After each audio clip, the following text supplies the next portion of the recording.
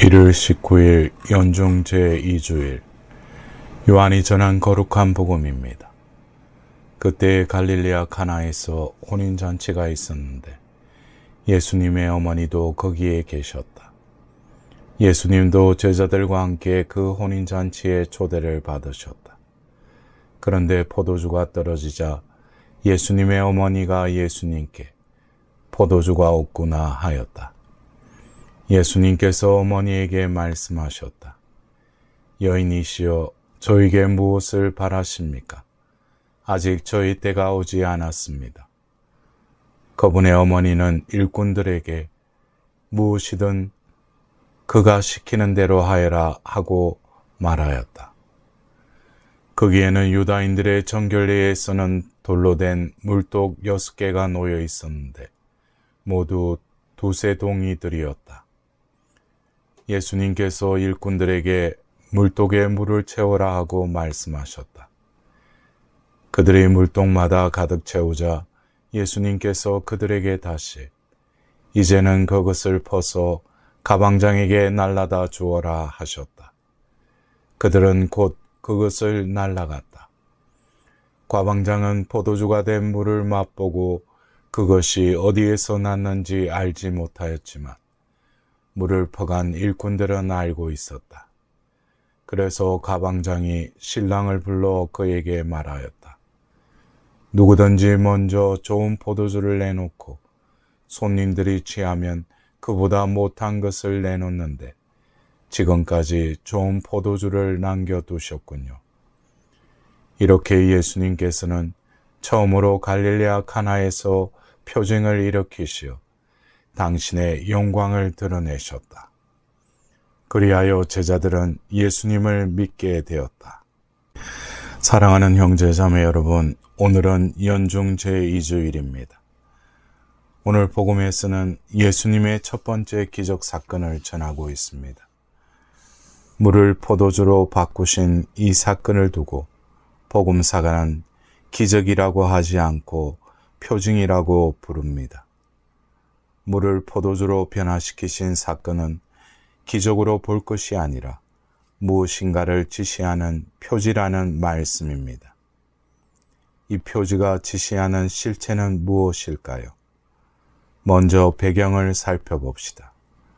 이 사건은 혼인잔치집에서 포도주가 떨어졌을 때 벌어졌습니다.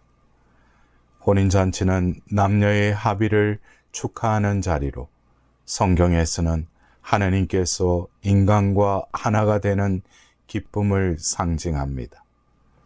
이를 두고 일독서에서 이사야는 정령 총각이 처녀와 혼인하듯 너를 지으신 분께서 너와 혼인하고 신랑이 신부로 말미암아 기뻐하듯 너의 하나님께서는 너로 말미암아 기뻐하시리라고 예언합니다. 잔치집에서 포도주란 무엇일까요? 술은 마음의 즐거움이요 영혼의 기쁨이다라고 집에서 31장 28절에서 말하고 있습니다. 포도주 안에 진실이 있다는 격언 또 있습니다.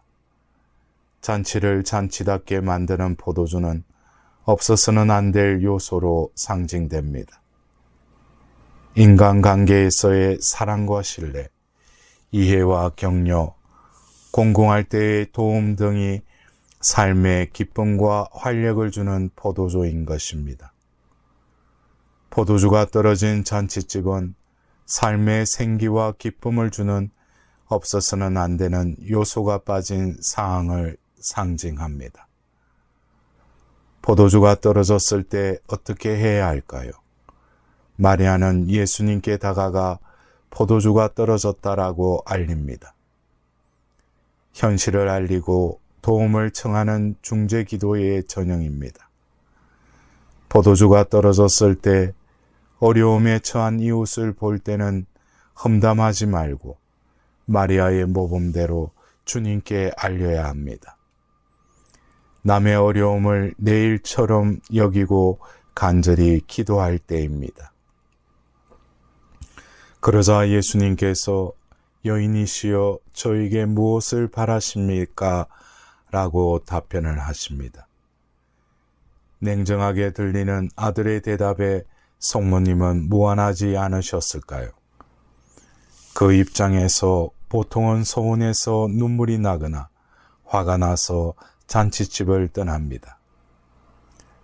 그런데 마리아께서는 아들의 거절에 아랑곳 없이 일꾼들에게 이러십니다. 무엇이든지 그가 시키는 대로 하여라. 기도에도 응답이 없는 하나님의 침묵에도 믿는 마음, 온전한 믿음의 모범이 이 말씀에 담겨져 있습니다. 마리아의 한결같은 믿음을 보시고 예수님께서 일꾼들에게 물독에다 물을 채우라고 말씀하십니다.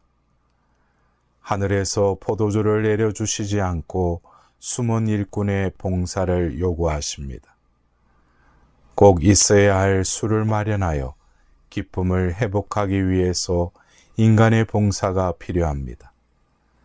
보잘것없어 보이는 작은 봉사가 사실은 물을 포도주로 바꾸는 주님의 일에 협력하는 일입니다. 같은 맥락에서 활동은 여러 가지지만 모든 사람 안에서 모든 활동을 일으키는 분은 같은 하느님이십니다. 하느님께서 각 사람에게 공동선을 위하여 성령을 드러내 보여주십니다. 라고 오늘 이 독서에서 사도 바오로가 말씀하십니다. 이 사건에서 아직 저희 때가 오지 않았습니다. 라는 예수님의 말씀이 표징 전체의 해석 열쇠입니다. 아직 오지 않은 당신의 때는 예수께서 영광을 받으실 그 시간, 즉 십자가와 부활로 하나님의 아들이신 예수님의 영광이 드러나는 때입니다. 십자가상 죽으심과 부활은 가나의 혼인잔치 한참 후에 벌어질 사건이기에 예수께서는 때가 오지 않았다고 어머니께 말씀하셨습니다. 그러나 예수님께서는 마리아의 요청에 이 때를 앞당기며 앞으로 벌어질 사건을 예고하십니다. 그러기에 복음 말씀은 예수님께서는 처음부터 갈릴레아 가나에서 표징을 일으키시어 당신의 영광을 드러내셨다라고 마감합니다. 이렇듯 가나 혼인잔치는 단순한 포도주 기적을 넘어서서 세상 종말에 시작될 구원 약속이 지금 여기서 시작된 표징인 것입니다. 물동이와 물은 본래 구약의 율법에 따라 정결례에 사용되었습니다. 그 물동이의 물이 포도주로 변하여 새 가정이 탄생하는 혼인잔치의 표징이 되었습니다. 이는 구약의 율법이 예수님에 의해 완성됨을 암시합니다. 물로 상징되었던 정화를 위한 인간의 노력이 한계에 부딪힌 상황에서 포도주로 상징되는 하나님의 은총으로 기쁨의 잔치가 시작된 것입니다.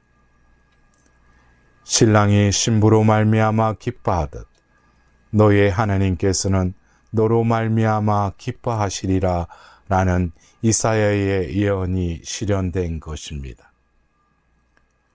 혼인잔치의 물동이는 6이었습니다. 완전수 7에서 하나가 모자란 숫자입니다. 6 물동이 물을 포도주로 변화시키신 주님께서는 십자가에서 흘리신 피로 7번째 포도동이가 되십니다. 가나 혼인잔치의 신비가 오늘도 성체성사에서 계속됩니다. 성찬 내에서 마리아의 간청을 받아들이셨듯이 예수님께서는 교회의 기도를 받아들이시어 당신의 종말 재림을 앞당겨 현존하십니다. 물을 포도주로 변화시키듯 지금 여기서 빵과 포도주를 살과 피로 바꾸시어 하나님과 하나 되는 혼인잔치를 벌이십니다. 그렇게 완성하신 성체성사를 통해 예수님께서는 우리 안으로 오십니다. 그리하여 지금 여기 우리의 일상을 주님의 영광이 드러나는 주님의 때로 이끄시는 것입니다. 포도주가 떨어진 잔치집처럼 기쁘게 살고 싶지만 현실은 힘듭니다. 자신뿐 아니라 어려운 형편에 좌절하고 실망하는 이웃들을 보며 벽에 갇힌 듯 한계를 체험합니다. 그럴 때 복음의 표징을 다시 들여다봅시다. 예수님께서 성모님의 중재와 우리의 숨은 봉사를 통해 물을 포도주로 바꾸시고 궁극적으로 당신 자신을 성혈로 우리에게 주십니다. 성체를 통하여 주님과 하나가 되는 잔치에 우리가 참여하고 있습니다. 나중에 포도주 맛이 처음보다 더 좋았다고 합니다. 하느님과의 합의를 이루는 혼인잔치인 성체성사에서 예수님을 모실 때 우리의 삶은 이전의 삶에 비교할 수 없이 새로운 맛과 활력을 되찾을 것입니다.